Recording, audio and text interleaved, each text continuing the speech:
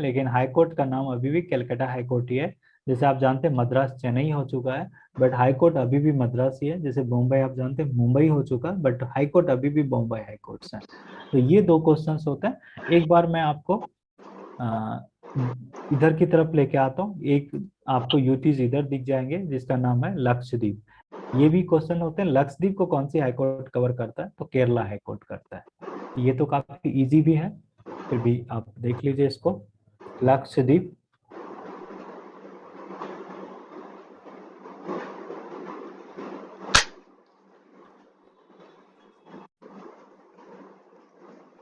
Lakshadweep Kerala high courts.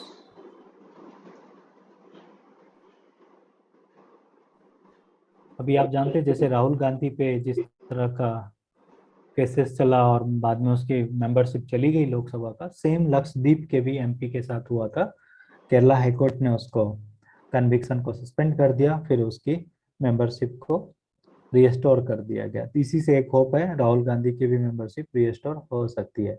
और दूसरा, लक्षद्वीप से हमारी जो इधर आप जानते हैं कई बार प्रॉब्लम्स होती है, राइट, मालदीव्स के साथ, तो ये काफी इंपॉर्टेंट है। Dadar Nagar Haveli and Daman and Diu को देखेंगे इस साइड में, यदि आपका फोकस है Dadar Nagar Haveli and Daman and Diu, तो ये बिल्कुल बॉम्बे हाईकोर्ट कवर करता है। ये तो क्लियर है, इसलिए ज्यादा इस तरह के क्वेश्चंस कम मिलता है। ये मुंबई बॉम्बे हाई कोर्ट होता है, Dadar Nagar Haveli and Daman and Diu. मैं शॉर्ट में लिखता हूँ, Dadar Nagar Haveli and Daman and Diu Bombay high courts. तो स्टैटिक क्वेश्चन ऐसे बनाया जा सकता है। एक मैं आपको स्टेटमेंट वाली क्वेश्चन दिखाता हूँ, वेरी इजी। आप उसको बहुत इजीली बहुत पिक कर लेंगे उसका आंसर क्या है, राइट। तो एक तो capital and states, capital and states में नॉर्थ ईस्ट के ही पूछते हैं, बाकी आप जानते हैं बाकी सारे स्टेट को आप बहुत इजीली मर्ज कर लेंगे। नॉर्थ स्टेट का एक हो सकता है, what is capital of Ladakh.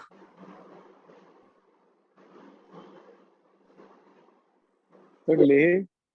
हाँ, लेह इज द, ये कैपिटल पूछा है लद्दाख को मर्ज करने के लिए।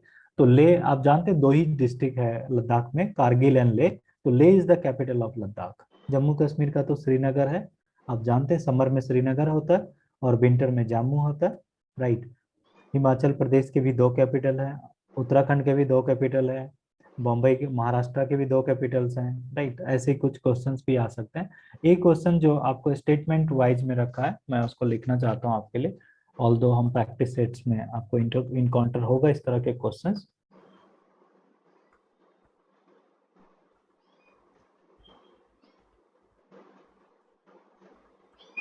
Choose the correct option.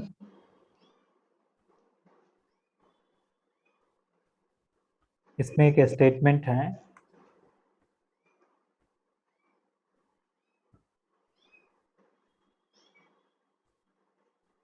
India has 25 high courts. दूसरा स्टेटमेंट इसने दिया है, every state has its on high courts. अब देखिए दोनों स्टेटमेंट क्या एक दूसरे से कॉन्ट्राडिक्ट कर रहा है या नहीं कर रहा है। ऑप्शंस आपके पास ऐसे हो सकते हैं, ओनली वन, ओनली टू, इस तरह के ऑप्शंस होंगे। See this option, only one, only two, both one and two, and neither one and two, neither one nor two. Tell me what should be the right answer. Sir A. इसमें जानते हैं क्योंकि दोनों statement एक दूसरे से contradict करता है।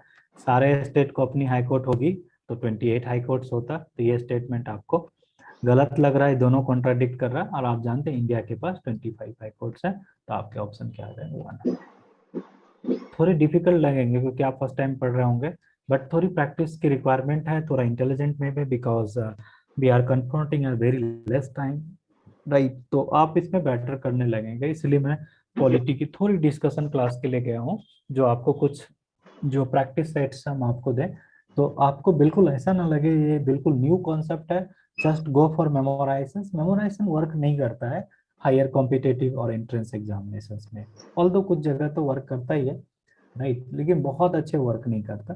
तो ये आप काफी अच्छे से टैकल कर लेंगे, राइट। तो होपफुली मुझे नहीं लग रहा है इसमें आपको ज्यादा देखने की जरूरत पड़ेगी। अरुणाचल प्रदेश ईटानगर, नागालैंड कोहिमा, ये पूछता है, नागालैंड ये है, और ये सारी जो आप देखते हैं बाउंड्री, ये म्यांमार है, राइट।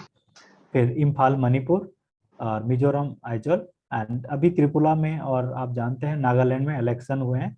मेघालय, त्रिपुरा एंड नागालैंड में इलेक्शन हुआ है। ऐसे भी पूछ सकता है, इन 2023 which of the Indian states under the elections of assembly, ऐसे क्वेश्चन आते हैं सिविल सर्विस में, तो मैंने कई बार देखा हूँ, आपके पेपर में भी सेट कर सकता है। तो अभी मेघालय में, त्रिपुरा में और नागालैंड में इलेक्शन हुआ है, राइट। अभी आप देखते हैं, अभी कर्नाटका में इलेक्शन ऑन गोइंग है, राइट, इसमें इलेक्शंस अभी होने हैं, राइट। तो इस तरह के क्वेश्चंस भी आ सकते हैं, ऑल्दो थोड़ी सी हम प्रैक्टिस करेंगे तो आप इसमें समझ जाएंगे, राइट। तो क्लियरिटी है? एनी क्वेश्चंस, कोई क्वेश्चन हो इससे रिलेटेड?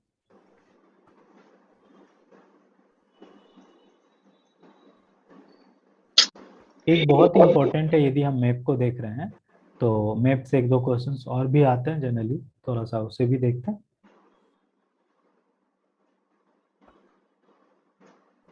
जिसे आपको पूछा है कोस्टल एरिया, कोस्टल स्टेट,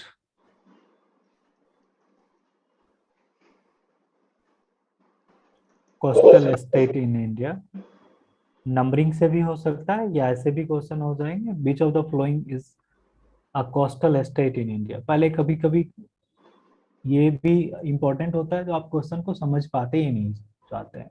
ये कोस्टल स्टेट की बात कर रहा है, जिसको कोस्टल लाइन टच करता है। ये जो ब्लू वाला एरिया देख रहे हैं, ये वाटर बॉडीज है, राइट, दो आपके पास सी है और एक ओशियन है, इसको कोस्टल स्टेट कर रहा है। मैं आपको एक खुद का मैप ड्रॉ करके दिखाता हूँ, राइट, कोस्टल स्टेट की बात कर रहा है ये।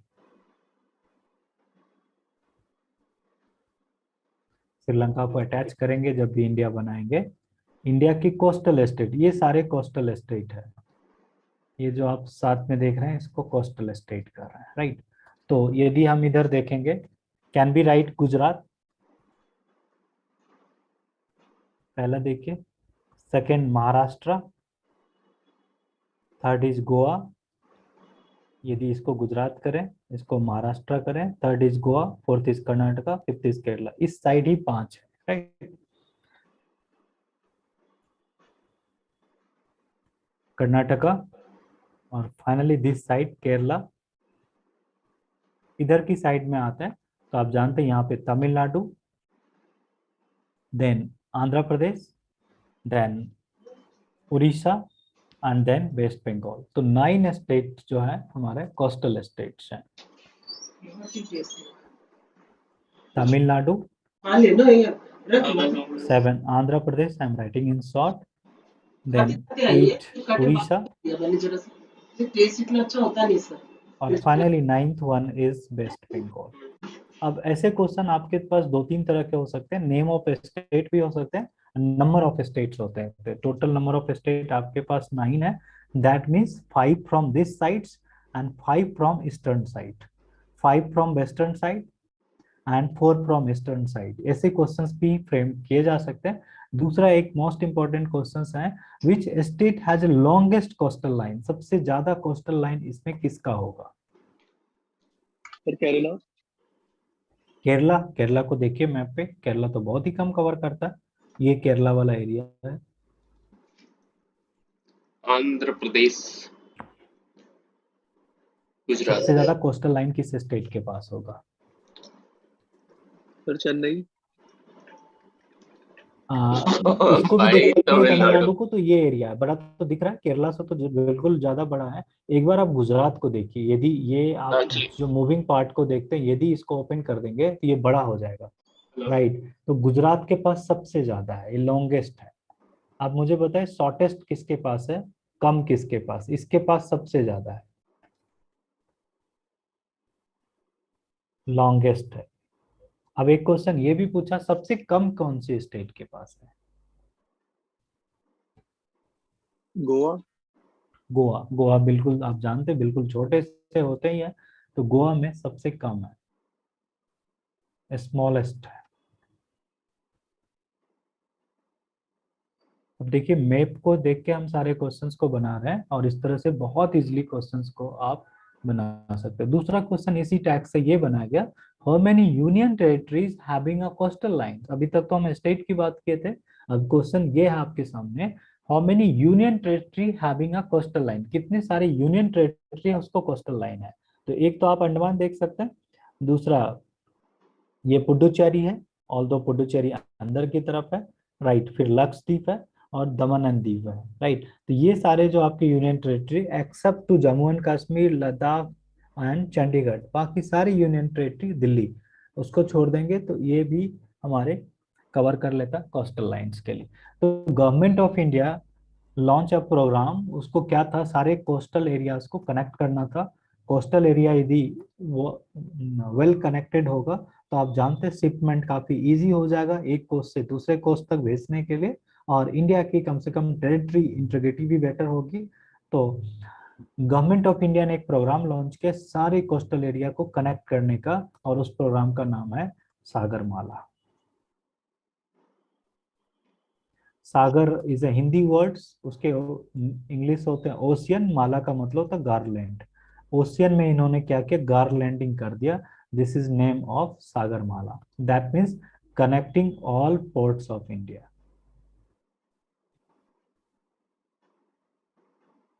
Connecting all ports in India, this is called Sagarmala. तो कभी कभी आपको पूछा जाएगा सागरमाला प्रोजेक्ट क्या है, so that is connecting all ports of India is a program launched by government of India, this is called Sagarmala. एक और प्रोजेक्ट है इसी से मिलता जुलता, उसका नाम है Bharatmala.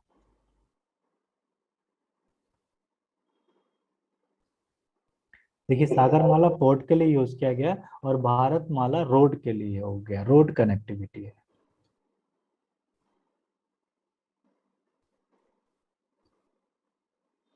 Road connectivity across all major state,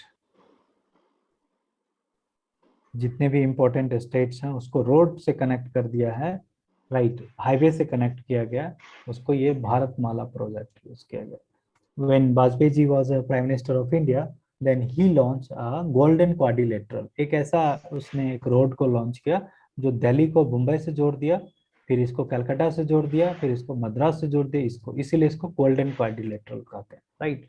तो ध्यान रखेंगे भारतमाला रोड कनेक्टिविटी है, सागरमाला पोर्ट कनेक्टिविटी है, and these are the 9 states having a ports.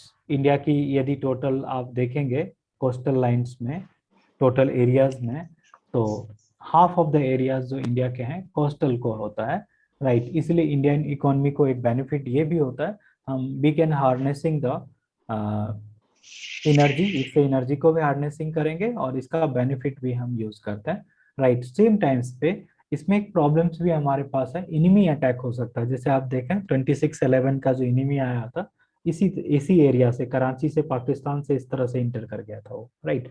तो इसको सुरक्षित रखना, टू सेफ पायरेसी से सेव करना ये भी मुश्किल होता है, और चाइना की कुछ पॉलिसीज होता है, चाइना इंडिया के चारों तरफ से उसको कवर करना चाह रहा है। जैसे आप जानते हैं म्यांमार का एक पोर्ट है जिसका नाम है सिटवे पोर्ट, वहां पे चाइना पहुंच चुका है, right.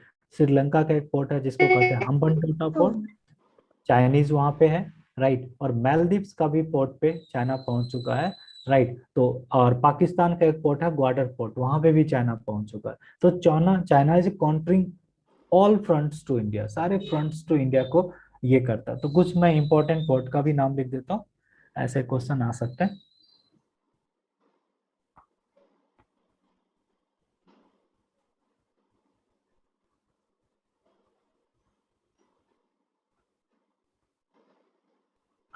Important ports around India, ये क्वेश्चंस को यूपीएससी ने अपने सिविल सर्विस तक में पूछा है, और जितने भी मेजर या माइनर एग्जाम देखेंगे।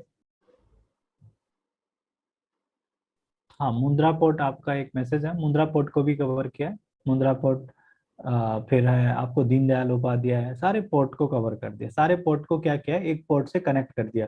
अब सपोज कि ये सामान को यहाँ भेजना हो, तो आप जानते हैं जो वाटर बॉडीज से किसी भी गुड्स एंड गुड्स को भेजना हमारे ट्रांसपोर्टेशन कॉस्ट को कम करता है, राइट।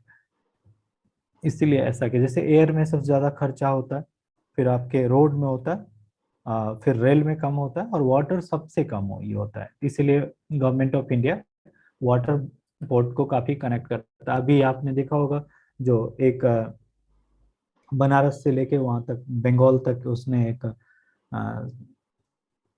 बिला को भी लॉन्च किया है। तो ये सब सारे इसके कनेक्टिविटी पॉइंट्स हैं, इंपॉर्टेंट पॉइंट्स। यदि आप इंडिया के चारों तरफ देखेंगे किस तरह से इंडिया के इंपॉर्टेंट पॉइंट्स बना दिए गए हैं, पोर्ट्स हैं, and how these ports are strategically important to India, right? तो आप देखेंगे सबसे पहले यदि पाकिस्तान में जाएंगे तो यहाँ पे एक पोर्ट है जिसका नाम है ग्वाडर पोर्ट।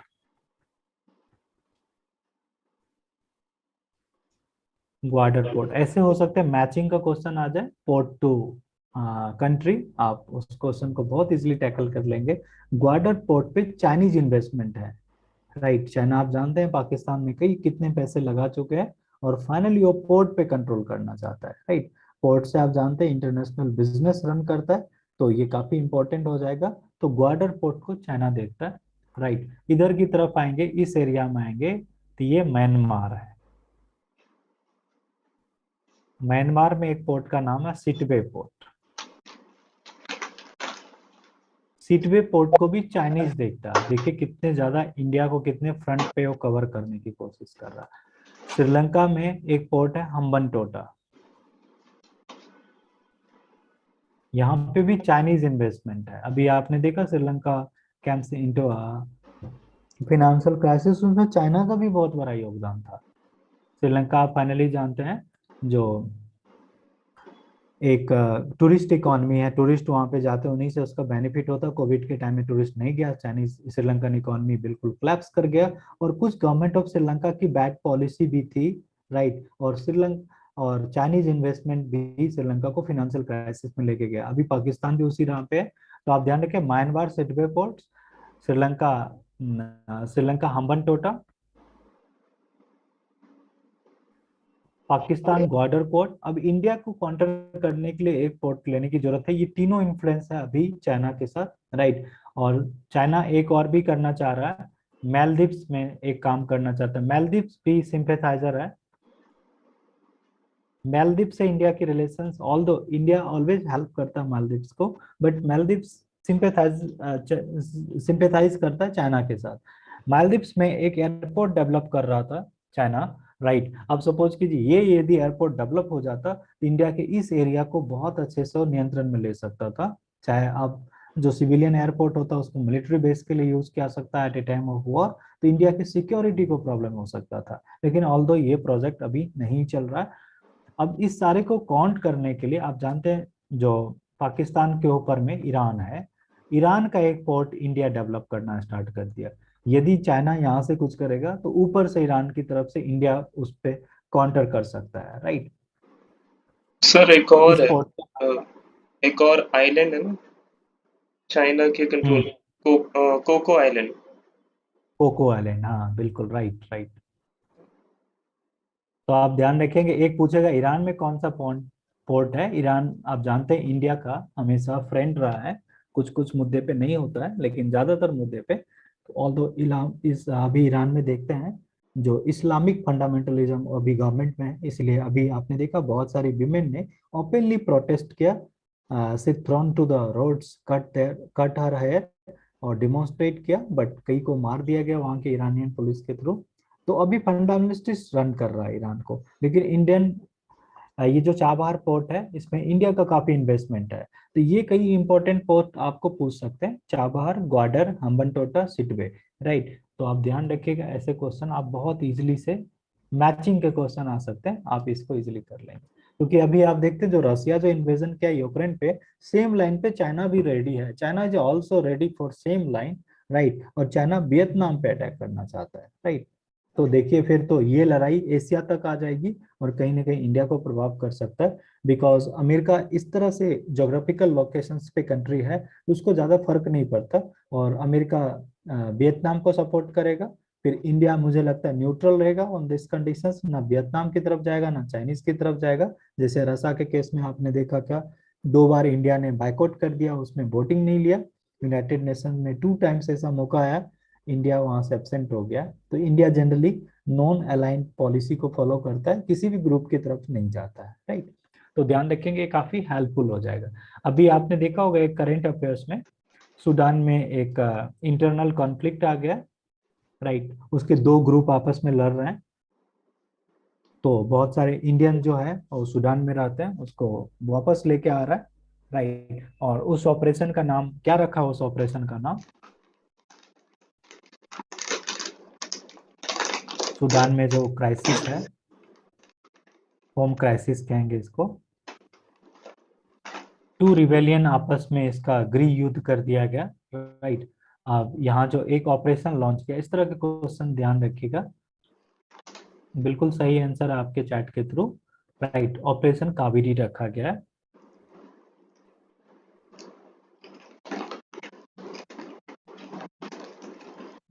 राइट। ऑपरेशन कावेरी के थ्रू वहां पे जो इंडियन है, स्ट्रेंज इंडियन है, उसको लाया जा रहा। इसमें सऊदी अरेबिया की हेल्प ले रहा। आप जानते हैं सूडान के बगल में ही सऊदी अरेबिया है, राइट।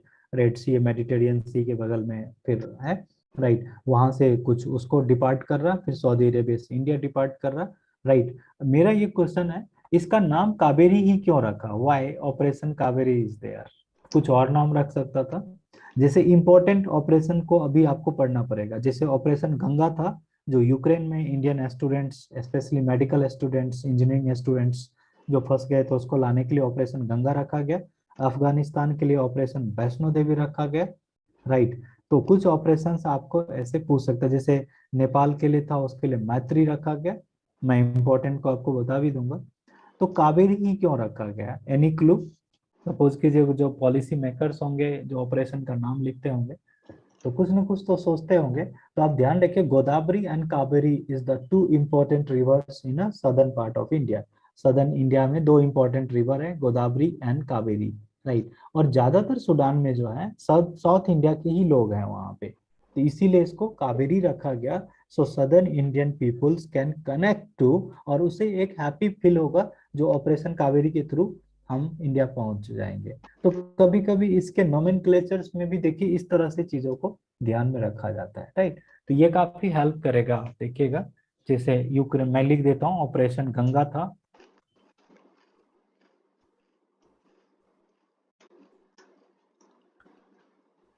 ये यूक्रेन से लाने के लिए रखे थे, राइट। ऑपरेशन देवी शक्ति,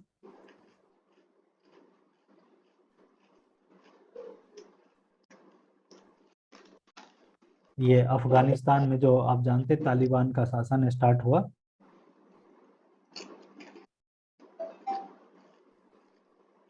इसके लिए यूज किया गया। तो 2-3 ऑपरेशंस मुझे लगता है काफी इंपॉर्टेंट, ऑपरेशन गंगा, ऑपरेशन देवी शक्ति, ऑपरेशन का, लेकिन ज्यादातर मुझे लगता है आई एम फुली कॉन्फिडेंट जो कावेरी पूछ सकता है आपको, ऑपरेशन कावेरी कहाँ से, सूडान के लिए, सूडान से हम लेके आ रहे हैं। सूडान में 2 ग्रुप में इंटरनल कन्फ्लिक्ट है, राइट।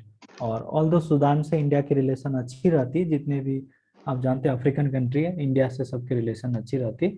तो दोनों ग्रुप से जो हमारे डिप्लोमेट्स हैं उसने बात किया है, जो आप मुझे पीसफुली जाने दीजिए। तो दोनों ग्रुप ने एग्री कर लिया है, जो इंडियन जो भी है उसे हम कोई भी डिस्टर्ब ना करेंगे।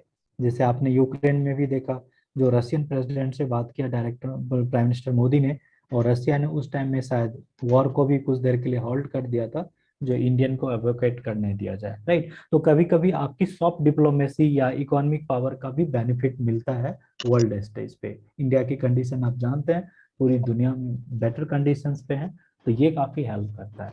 तो इससे रिलेटेड हम और आपको सेट सेंड करेंगे, प्रोबेबली हम आपके ग्रुप पे डायरेक्टली सेंड कर देंगे, राइट। क्योंकि ये क्वेश्चन आपके पास नहीं होगा, आप क्लास में लिखेंगे तो मुझे लगता है बहुत टाइम किल हो जाएगा। और अभी हमारे लिए सबसे इम्पोर्टेंट है टाइम को सेव करना, नहीं तो फिर बहुत मुश्किलें आ जाएगी, राइट। तो I will send you one self practice sets, इस वीक में मैं आपको सेंड करूंगा। Then you go for try करेंगे खुद से, then we will discuss in the class. जिसमें आपको दिक्कत होगा या इधर मुझे लगेगा ये इंपॉर्टेंट है, फर्दर डिस्कशन इज नीडेड, उसे भी हम डिस्कस करेंगे, राइट। तो अब इस सेट्स को हम रेस्ट पे लेते हैं।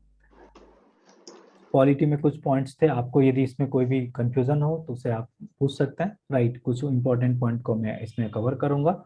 लास्टली हमने पार्लियामेंट को कवर कर दिया, एंड आई डू होप, मुझे लगता है पार्लियामेंट से ज्यादा क्वेश्चन आएंगे। रीजन उसका मैं बताता हूँ, क्योंकि पार्लियामेंट के फंक्शनिंग को 70 ईयर कंप्लीट हो गया है। 1952 में first time parliament assembled, so we are going to celebrate, already celebrate कर चुके हैं, राइट, 70 इयर्स कर चुके हैं। तो मुझे लगता है रिपब्लिक से क्वेश्चन होंगे और पार्लियामेंट से क्वेश्चन आपके पेपर में होंगे, राइट। इंडिपेंडेंस से क्वेश्चन नहीं होंगे, क्योंकि ये इश्यूज आपके ऑलरेडी गॉन हो चुके हैं, राइट। तो रिपब्लिक जब इंडिया की कॉन्स्टिट्यूशन को इम्प्लीमेंट किया गया और पार्लियामेंट का एग्जिस्टेंस में है, राइट, ऐसे कुछ क्वेश्चन बना सकते हैं और काफी इजिली उसको हम ट्रैक कर सकते हैं, राइट। इससे रिलेटेड कोई questions, any questions in your mind? Sir just sir, जब मेजोरिटी नहीं होती किसी भी पार्टी के पास and no one is agreeing on aligning with any other party, तो आप लोग बताया कि प्रेसिडेंट दोबारा इलेक्शन करवाते हैं, राइट। फॉर दी लोग। तो sir is that necessary for the parties to do the campaigning again? हाँ बिल्कुल, फिर से सारी चीजें होगी। Election commission will announce a fresh date, party will thrown into campaign, फिर से खर्चा होगा, फिर से वोटिंग होगी। ये होता ही है हमेशा इंडिया में। 3 and 4 टाइम्स ऐसा हुआ है, जो टाइम के पूरा होने से पहले ही, दैट मीन्स टेन्योर के कंप्लीट होने से पहले ही इलेक्शंस को अनाउंस कर दिया गया। एक तो आप देखे होंगे, जो 1977 में जब मोरारजी देसाई भारत के प्रधानमंत्री बनते, तो अगले 2 साल में इलेक्शन हो गया और Indira Gandhi again came to with a thumping majority. फिर जब आप जानते हैं राजीव गांधी की डेथ हुई है, उसके बीच में काफी प्रॉब्लम हुई। फिर HD देवगौड़ा, इंद्र कुमार गुजराल, अटल बिहारी वाजपेयी के टाइम में, तो 3 टाइम्स इंडिया में ना काफी ज्यादा ये प्रॉब्लम हुई है और लोकसभा की टेन्योर शॉर्ट हुई है और फ्रेश इलेक्शन अनाउंस हो गया। क्लियर?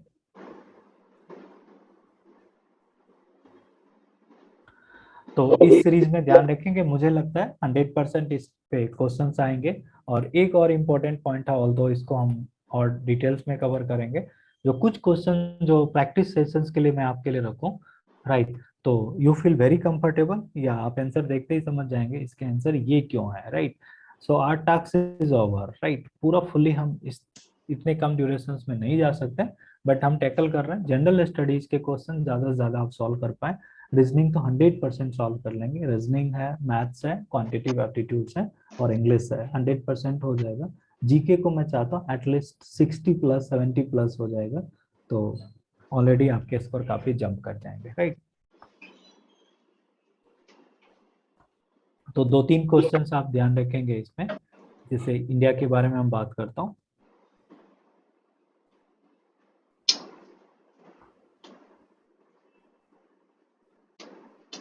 सर एक बार सर ऑथर्स एंड बुक्स के लिए सर आप बता दीजिए कि हमें हाँ, क्या क्या ऑथर्स एंड बुक्स का मैं चाहता हूँ इम्पोर्टेंट आपको एक नोट सेंड कर दूं पहले, और कुछ इम्पोर्टेंट को हम क्लास में भी डिस्कस कर लें, राइट। तो डुअल वे में आपको बिल्कुल मेमोराइज हो जाएगा क्लास में, राइट। जो इम्पोर्टेंट ऑथर्स हैं, चाहे वो कुछ पुराने भी हो सकते हैं, राइट। जैसे आपको डिस्कवरी ऑफ इंडिया पूछा है, जो लास्ट पेपर में आपने देखा, माई एक्सपेरिमेंट विद ट्रूथ पूछा है, राइट। जैसे APJ अबुल कलाम की कुछ बुक्स है, ऐसे बुक्स भी आए। न्यू जो बुक्स है उसके बुक्स के बारे में भी पूछा गया है, राइट। तो मैं चाहता हूँ उसके list, I will provide you list priorly, then will discuss important one, right. India में आएंगे तो सबसे इम्पोर्टेंट इसके पॉइंट्स, मुझे लगता है ज्यादातर क्वेश्चन इससे आएंगे, कॉन्स्टिट्यूशन से।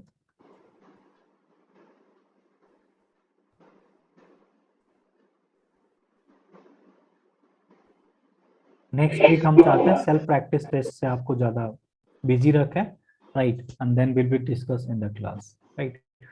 तो कॉन्स्टिट्यूशन ऑफ इंडिया जब भी आप लिखें तो 90-50 इस तरह से लिखना पड़ेगा, because constitution of India has been implemented. ऐसे क्वेश्चन आ सकते हैं, बेसिक्स, बहुत डीप की जाने की जरूरत नहीं है, बेसिक्स क्वेश्चन यहाँ से आ सकते हैं। 2 तरह का क्वेश्चन है, फीचर ऑफ द कॉन्स्टिट्यूशन या कॉन्स्टिट्यूशन मेकिंग आ सकते हैं। 2 तरह के चीजें में क्वेश्चन आ सकता है। मेकिंग ऑफ कॉन्स्टिट्यूशन से कुछ क्वेश्चन हो सकते हैं,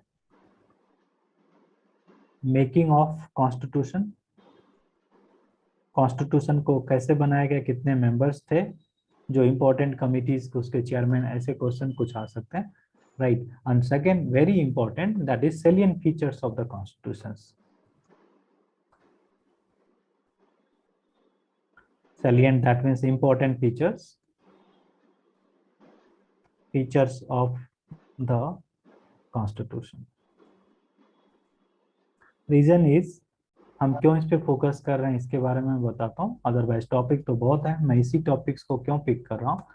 अभी आपने देखा 75th year of independence celebrate किया है, right. Now we are entering into Amrit Kaal. Amrit काल होगा 75 से 100 ईयर्स पे। इस पे बहुत सारे क्वेश्चंस लास्ट के ईयर्स में आए हैं क्वेश्चंस। अब नेक्स्ट क्वेश्चंस को सेलिब्रेट, नेक्स्ट क्वेश्चन जो सेलिब्रेशन होगी उससे क्वेश्चंस बनेगी, तो आप इसके लिए रेडी रहेंगे। जैसे इंडियन कॉन्स्टिट्यूशन आप जानते हैं 1950 में इसको बनाया गया, अब अभी हम इंटर करने जाएंगे 2025 की तरफ, राइट।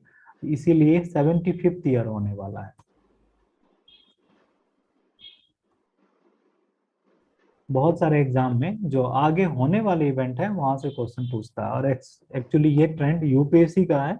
और आप जानते हैं जितने भी इंडिया में एग्जाम होते हैं सारे यूपीएससी को काफी रिवर्ड एग्जाम माना जाता है, राइट। ऑल्दो मिस्टेक्स कम होती है, हाई लेवल क्वेश्चन सेट करता है, तो हर एग्जामिनर इन्फ्लुएंस होता है यूपीएससी के क्वेश्चन से।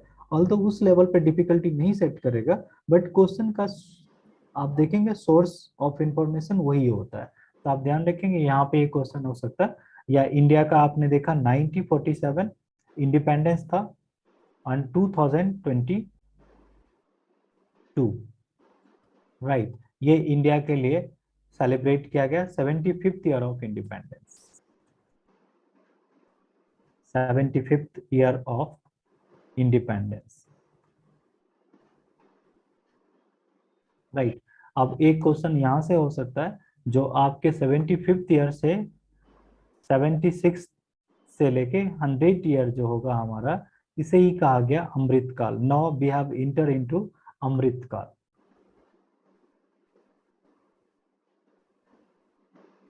अमृत, दैट मीन्स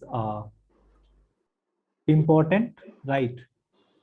अमृत काल की तरफ हम लोग इंटर कर गए। तो मुझे लगता है ये क्वेश्चंस की प्रोबेबिलिटी थोड़ी सी आपके पेपर में हो सकता है, कुछ क्वेश्चन ऐसे आ सकते हैं, बट ये क्वेश्चन बिल्कुल फैक्चुअल लेवल पे होंगे, not for a more technical. थोड़ा ऑब्जर्वेशन बेस्ड क्वेश्चन हो सकते हैं, it might be, right. But ज्यादातर क्योंकि रीजनिंग का जो सेक्शन है आपके पेपर में, वहां पे ऑब्जर्वेशन के क्वेश्चंस हैं, डायरेक्टली ऐसी रीजनिंग नहीं है जो एसएससी में या किसी और एग्जाम में आते हैं। यूपीएससी वाली रीजनिंग ये पूछ रहा है, right. That is reasoning attached to the general studies. तो ये मुझे लगता है काफी आपको हेल्प करेगा। So on the that note we have to prepare. एक बार मैं आपको कॉन्स्टिट्यूशन के इंपॉर्टेंट फीचर्स को बताता हूँ, फिर अगले जिस क्लास में पॉलिटी को डिस्कस करेंगे थोड़ी सी मेकिंग के बारे में बताएंगे, राइट। ऑल्दो जितने भी एग्जाम्स पहले भी होते थे वो मेकिंग से हमेशा क्वेश्चन रखा, but now it is very special occasions. After 1 year we are going to celebrate the 75th year, India become a republic, तो ऐसे क्वेश्चंस आपके आ सकते हैं, राइट। दो तीन इंपॉर्टेंट क्वेश्चंस हैं आपके पास यहाँ पे।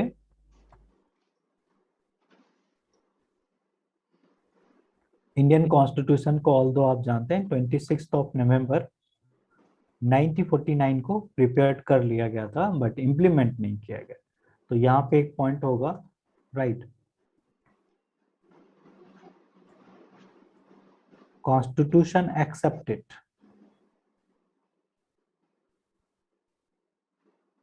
एक्सेप्ट कर लिया गया कॉन्स्टिट्यूशन को। बल्कि अभी कुछ आर्टिकल्स को लागू कर दिए गए थे, लेकिन majority of the articles is not made effective.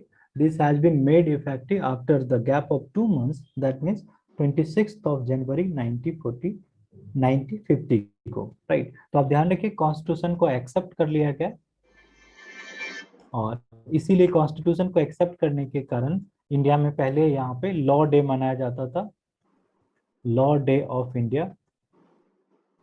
Reason is constitution is itself is a main law of India. Constitution India के सबसे बड़े लॉ है, इसलिए लॉ डे ऑफ इंडिया मनाने की शुरुआत कर दी गई। ये सिंस 1987 से मनाया गया। लेकिन मोदी जी के आने के बाद उन्होंने एक परिवर्तन किया और देखेंगे फ्रिक्वेंटली इस क्वेश्चन को सारे एग्जामिनर्स ने प्रिफर किया पूछना और इसको कॉन्स्टिट्यूशन डे सेलिब्रेट करने लगा। Constitution day of India. Baba Saheb Bhimrao Ambedkar का 125th बर्थ एनिवर्सरी था, उसी में ये सेलिब्रेट कर दिया। जो इंडिया में कॉन्स्टिट्यूशन डे भी सेलिब्रेट होगा ऑन 20। अब लॉ डे ज्यादा नहीं आप सुनते होंगे, बट कॉन्स्टिट्यूशन, यदि ओल्ड क्वेश्चन कोई भी आपके पेपर में आ जाए तो लॉ डे भी पूछ सकता है। On same day law day and constitution of India day is celebrated. Reason is constitution of India has been accepted on this day of 1949। Although implement नहीं किया है, बट कुछ प्रोविजन जो था, कुछ आर्टिकल को इम्प्लीमेंट कर दिया गया। मैं लिख देता हूं, some articles has been implemented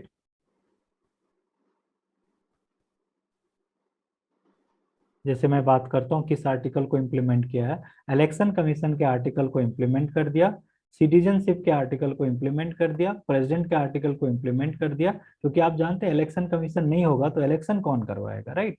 तो कुछ ऐसे इंपॉर्टेंट आर्टिकल था जिसको इम्प्लीमेंट कर दिया।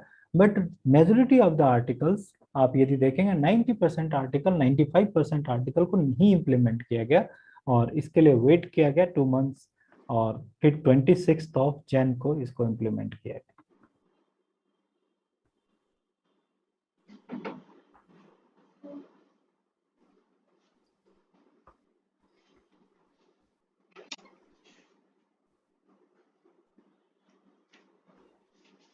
जनवरी को आप जानते हैं इंडिया में रिपब्लिक डे सेलिब्रेट होता है। यहाँ से करंट अफेयर्स का एक क्वेश्चन हो सकता है। आपने देखा होगा इस बार जो रिपब्लिक डे सेलिब्रेशन हुआ था 2023 का, तो आपको चीफ गेस्ट पूछा जा सकता है। तो आप जानते हैं इजिप्टियन प्रेसिडेंट जो है, राइट, उसको चीफ गेस्ट बुलाया गया। ऐसे क्वेश्चन करंट अफेयर्स से लेकर स्टैटिक एंड करंट अफेयर्स को मर्ज कर सकता है republic day. But my question is to you, right, ये 26 जनवरी को रिपब्लिक डे सेलिब्रेट क्यों करते हैं? Why we celebrate republic day on 26 जनवरी 1950, या 26 जनवरी को हम रिपब्लिक डे सेलिब्रेट क्यों करते हैं? व्हाई?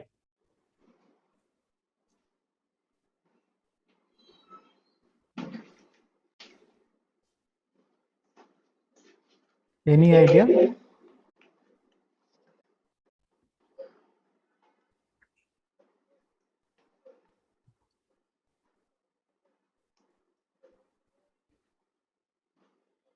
नहीं, आजादी का कॉन्सेप्ट नहीं है। राइट राइट, आप थोड़ा सा इसको सही है, राइट, वो बातें सही है। I will explain to you, you are near to the answer. 26 जनवरी को रिपब्लिक डे सेलिब्रेट करता है। तो बहुत सारे, जो मैं क्लासेस में बहुत सारे तरह की क्लासेस लेता हूँ, उसमें यही मुझे बताया जाता है, क्योंकि इस दिन इंडिया के कॉन्स्टिट्यूशन को इम्प्लीमेंट किया गया। तो बेटर ये